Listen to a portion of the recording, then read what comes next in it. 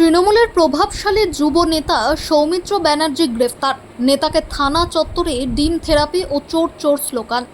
বেশ কয়েকটি অভিযোগের কিছু সুনির্দিষ্ট তথ্য প্রমাণের ভিত্তিতে রানীগঞ্জ থানার পুলিশ রানীগঞ্জের একসময়ের তৃণমূলের প্রভাবশালী ছাত্র নেতা তথা বর্তমান তৃণমূলের যুব নেতা সৌমিত্র ব্যানার্জিকে সোমবার রাত্রিতে গ্রেফতার করে।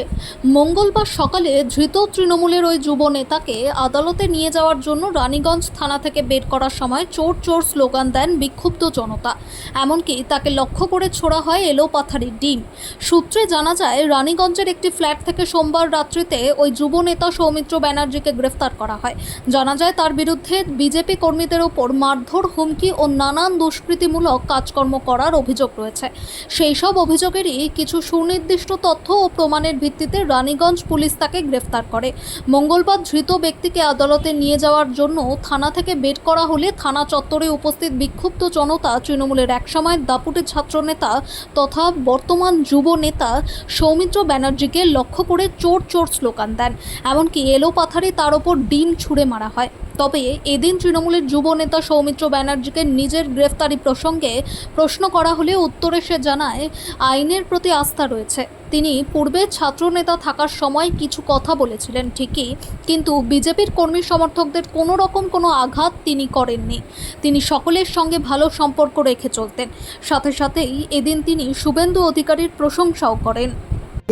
এখনো তো জানি না কি বিষয় আমাকে নেওয়া হয়েছে, কিন্তু আমাদের সংবিধানের প্রতি এবং ওয়েস্ট বেঙ্গল পুলিশ প্রশাসনের প্রতি ফুল আস্থা আছে, আইন শৃঙ্খলার প্রতি ভরসা আছে।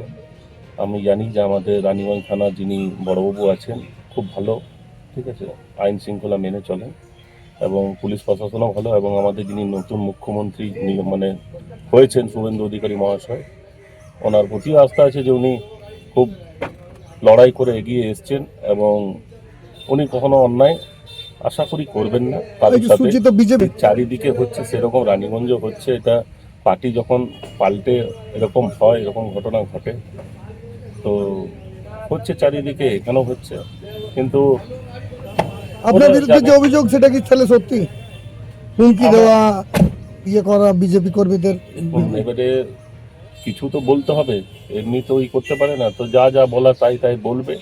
কিন্তু আপনারা সবাই জানেন যে আমি ছাত্র রাজনীতি করে এসেছি এবং কখনোই আমি ঝুট ঝামেলা থেকে করিনি। যা হয়েছিল ওই ছাত্র রাজনীতির সময় একটু আধটু, যেমন কলেজে হয়, তো আপনারাই দেখেছেন সেই সময়। তো তারপরে কোনো দিন কোনো কেউ দেখাতে পারবে না, কেউ বলতে পারবে না যে বিজেপির সঙ্গে কোনো ঝামেলা ঝুট, কখনো কিছু না। যা ছিল নীতিগত লড়াই।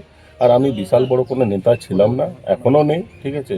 আমি এমনিতেই আমাকে পার্টি কোনো অ্যাক্টিভলি কোনো কাজ করতেও দিত না। যতটুকু ভোটের সময় একটু ওই ব্যানার লাগানো, ঝান্ডা লাগানো, এসবই করেছি, তার বেশি কখনোই কিছু করিনি।